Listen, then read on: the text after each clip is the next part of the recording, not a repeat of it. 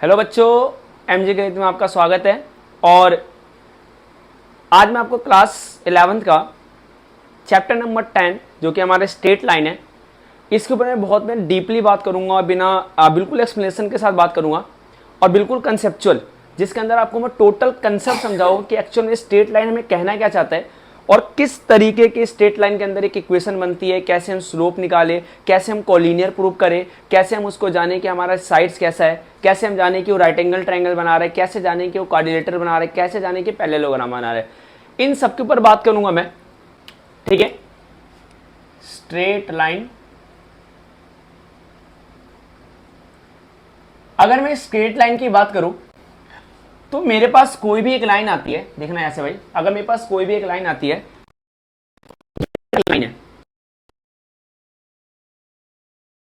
नाम अगर मैं L1 दे दूं तो क्या मैं इसे स्ट्रेट लाइन कह सकता हूं? बिल्कुल मैं इसे स्ट्रेट लाइन कह सकता हूं। अब इन स्ट्रेट लाइनों से और बनता कैसे, जैसे मान लेते हैं मैंने कहा यहां से एक मैंने बनाया भाई ट्राइंगल बनाया। क्या बनाया मैंने? ट्राइंगल बनाया। तो यहां से मैं कह सकता हूं कि ट्राइंगल भी हमारे स्ट्रेट लाइन से बना हुआ है। अगर मैं यहां से एक स्क्वायर बनाऊं तो ये भी कह सकते हो कि हमारा एक स्क्वायर भी किससे मिलके बना हुआ, हमारा स्ट्रेट लाइन से मिलके बना हुआ है।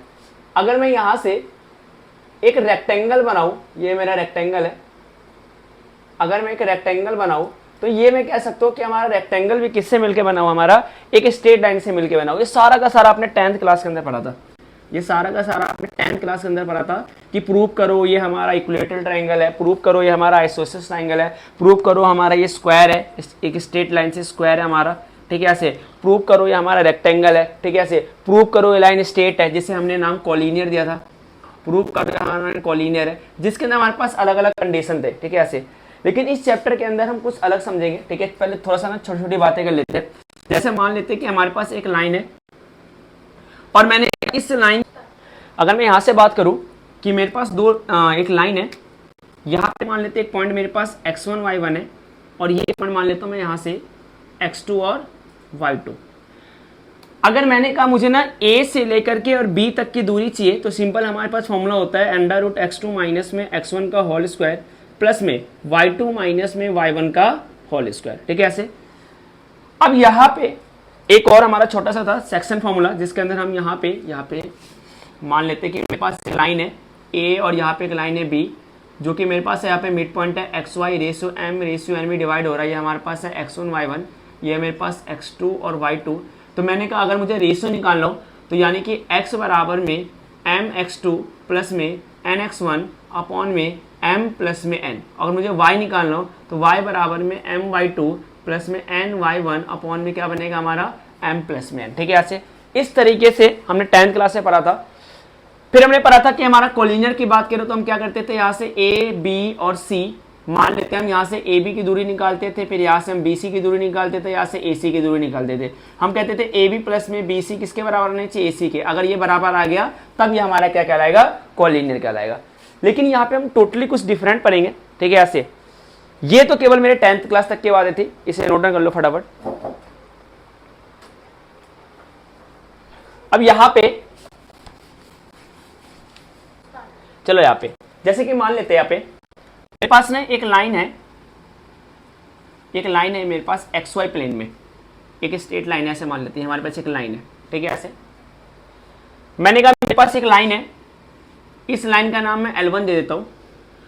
तो अगर मैं इस लाइन की बात करूं तो इस लाइन पे मेरे पास इनफाइनाइट नंबर ऑफ हमारे पास कोऑर्डिनेट लाई कर रहे होंगे, इनफाइनाइट नंबर ऑफ कोऑर्डिनेट लाई कर रहे होंगे।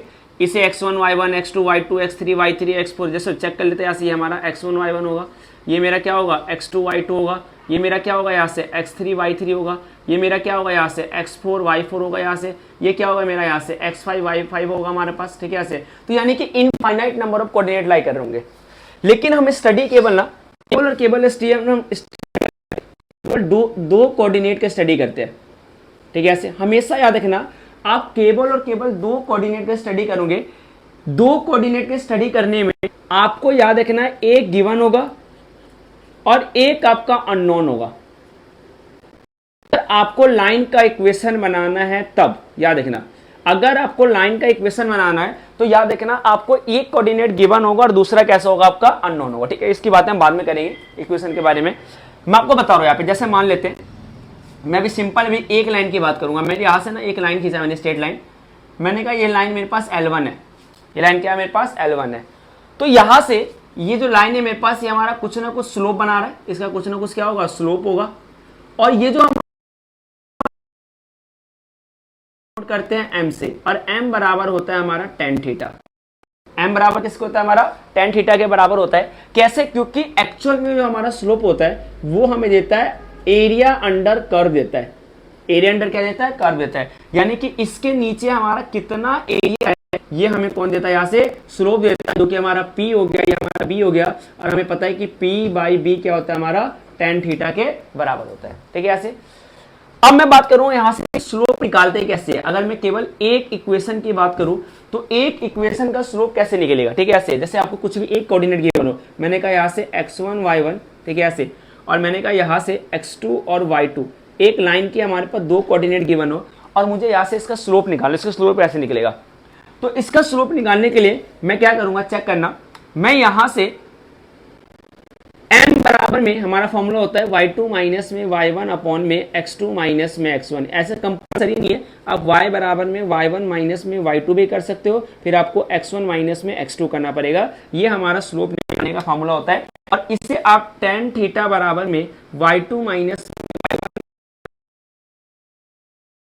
और tan थीटा बराबर में y1 माइनस में y2 अपॉन में x1 माइनस में x2 भी कर सकते हैं। ये हमारा जनरल स्लोप निकालने का फॉर्मूला है। ठीक है, ऐसे कि हम दो कोऑर्डिनेट के बीच में एक्चुअल में स्लोप कैसे निकालूंगा, तो एक्चुअल में स्लोप हमारा ऐसे निकलेगा y2 माइनस में y1, x2 माइनस में x1।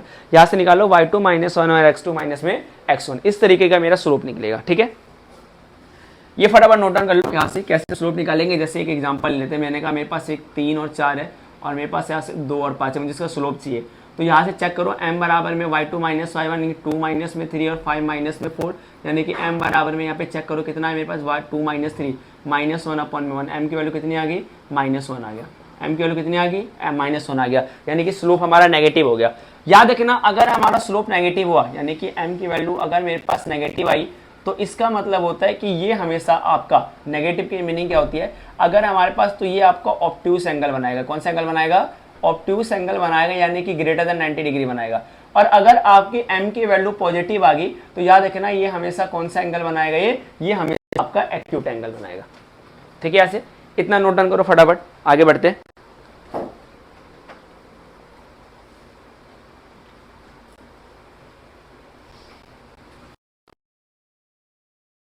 अब मैं यहाँ पे आपके सामने बात करूंगा कि दो लाइनों के बीच में क्या क्या स्लोप होते हैं। टू लाइंस के बीच में क्या क्या कंडीशन होती है। मैंने कहा मेरे पास दो लाइनें मेरे पास L1 L2। अगर मैं L1 की बात करूं तो इसका स्लोप क्या होगा, M1। अगर मैं L2 की बात करूं इसका स्लोप क्या होगा, मेरे पास M2 होगा। दो लाइनें मेरे पास, तो इसका स्लोप M1 और M2 होगा।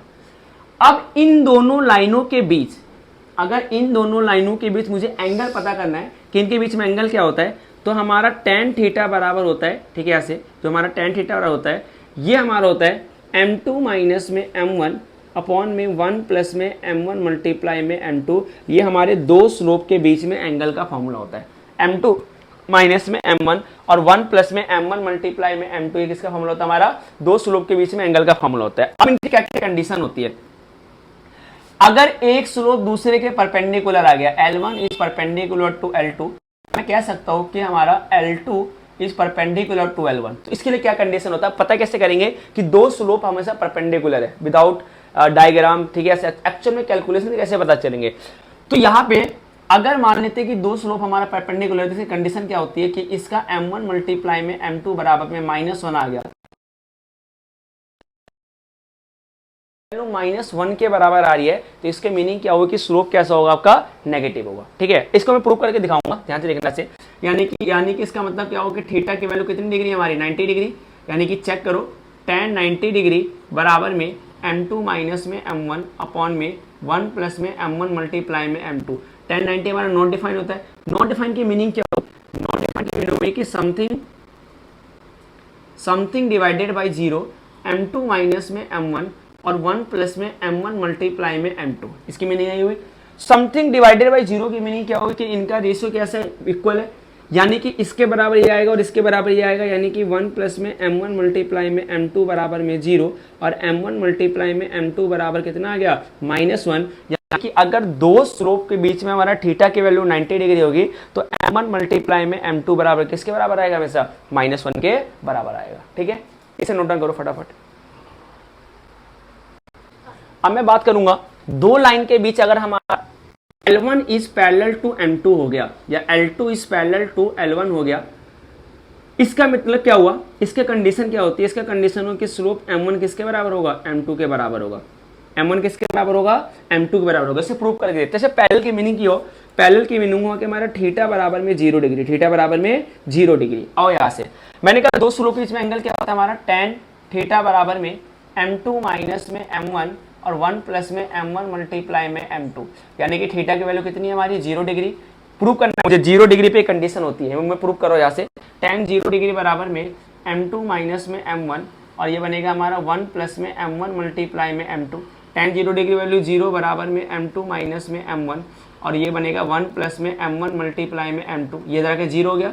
0 बराबर में M2 माइनस में M1, यानी कि M2 की वैल्यू किसके बराबर आ गया, M1 की। किस कंडीशन में आया, किस कंडीशन में आया, M2 बराबर में M1 इस कंडीशन पे आया जब हमारा L1 लाइन L2 के पैरेलल था या L2 लाइन L1 के पैरेलल था, तो M1 बराबर M2 आ गया, थीटा की वैल्यू 0 डिग्री आ गई, tan थीटा tan 0 डिग्री की वैल्यू 0 होगी, M2 माइनस 1 प्लस में M1 मल्टीप्लाई बाई M2। ठीक है, इतना समझ में आया, इसे फटाफट नोट डाउन कर लो। बहुत ही कंसेप्चुअली समझाऊंगा बिल्कुल, ठीक है, ऐसे बिल्कुल क्लियर हो जाएगा आप लोगों को। ठीक है, इसे नोट डाउन कर लो फटाफट जल्दी से। ओके, यहाँ पे ना एक और छोटा सा एक कंडीशन है, समझते हैं इसको। मेरे पास ना ये मेरे पास x1 y1 कोऑर्डिनेट मान लेता हूँ, इसे मान लेता हूँ x2 y2 और इसको मान लेता हूँ मैं यहाँ से x3 y3। ये कह रहा है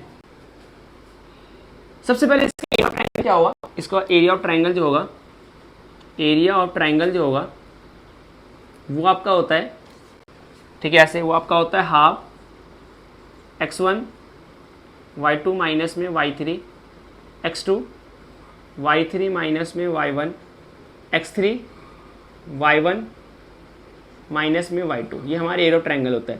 बच्चों को सबसे ज़्यादा प्रॉब्लम होता है कि भैया इसे हम याद कैसे करें, इतना मुश्किल, इतना डिफिकल्ट, इतना लेंथी फॉर्मूला। तो मैं एक ही सिंपल सा तरीका बताऊंगा, इसको याद रखोगे 23, इसको याद रखोगे 31 और इसको याद रखोगे 12। याद हो गया, याद हो गया। 23 31 12 चेक करो, y2 माइनस y3 मैंने 23 बनाया, y3 minus y3 minus y1 31 बनाए, y1 माइनस y2, फिर तो आपको x1 प्लस x2 x3 डाल देना है। 23 31 12 फॉर्मूला याद हो गया यहाँ से। ठीक है, उसके बाद ये हमारा एरिया ऑफ ट्रायंगल, यानी कि इसका मुझे एरिया निकालना है, इसके लिए क्या कंडीशन होती है।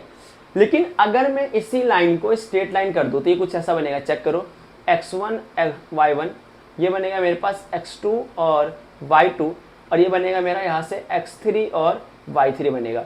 अच्छा, ये क्या इसका कोई एरिया है, तो मैं बात करूँ इसका कोई एरिया ही नहीं है। चेक करो, इसका कोई एरिया ही नहीं, इन नॉट डिफाइंड एरिया, यानी कि इनफाइनाइट एरिया है, इधर से इधर एरिया, इधर से एरिया है। तो अगर इसके कोई एरिया ही नहीं है और ये ट्राइंगल को मैंने ओपन करा, इसका मतलब क्या हुआ, इसका मतलब हुआ कि एरिया ऑफ, इसका मतलब हुआ कि एरिया ऑफ ट्राइंगल जो बना वो हमारा 0 बना, यानी कि हाफ मल्टीप्लाई में 23 31 12 कर लो भाई। यहाँ से बनाया मैंने 23, ठीक है, यहाँ से बनाऊंगा मैं 31, चेक करो, यहाँ से बनाऊंगा मैं 31 और यहाँ से बनाऊंगा मैं 12। 23 31 12 कर लो और बराबर में रख दो 0। दैट इज मीन कि this line is collinear, this line is collinear, this line is collinear. इसकी मीनिंग क्या हुई कि ये जो लाइन है हमारा, ये लाइन क्या हमारा कोलिनियर है। ठीक है, ऐसे। उसके बाद अगर ये कहता है कि हमें without Pythagoras theorem, without Pythagoras theorem, ठीक है, ऐसे मुझे प्रूव करना है कि ये ट्राइंगल जो हमारा राइट एंगल ट्राइंगल है, इसके लिए क्या करूंगा, मैं इस ट्राइंगल का नाम दे दो ABC। ठीक है, ये रब कर दूं मैं, एरिया ऑफ ट्राइंगल। इतना समझ में आया। ये कह रहा है कि विदाउट पाइथागोरस थ्योरम मुझे प्रूव करना है कि ये हमारा ABC एक राइट एंगल ट्राइंगल है। तो आप क्या करोगे, आपको स्लोप निकालना मैंने सिखा दिया, दो एंगल के बीच में दो एक लाइन के कैसे स्लोप निकालते हैं। तो मैंने कहा AB का स्लोप निकाल लो भाई, AB का स्लोप निकाल लो। मान लेते हैं कि AB का स्लोप निकला यहाँ से M1, वही तरीका y2 minus y1 x2 minus x1। मैंने यहाँ से निकाल लेता हूँ AC का स्लोप जो कि निकलेगा हमारा M2, और मैं मान लेता हूँ यहाँ से BC का स्लोप जो कि निकलेगा मेरा M3। याद रखना किसी दो स्लोप का प्रोडक्ट, जैसे मान लेते हैं m1 मल्टीप्लाई में m2 ये -1 के बराबर आ जाए, तो मैं कहूंगा यहाँ से कि AB is perpendicular to AC, या मैं कह सकता हूँ कि AC is perpendicular to AB। बात बराबर है। अगर मान लेते हैं कि m2 मल्टीप्लाई में m3 बराबर -1 आया, तो मैं कह सकता हूँ कि AC is perpendicular to BC। इससे क्या प्रूफ हुआ? इससे ये प्रूफ हो रहा है कि हमारा ट्राइंगल ABC हमारा एक राइट एंगल ट्राइंगल है। ठीक है, इतना समझ में आपको यहाँ से 10.1 आप इजीली कवर अप कर लोगे। इससे नहीं होगा मैं फिर से उसकी एक्सरसाइज की वीडियो डालूंगा आपके लिए। ठीक है, इतना समझ में आपको यहाँ से। Thank you so much.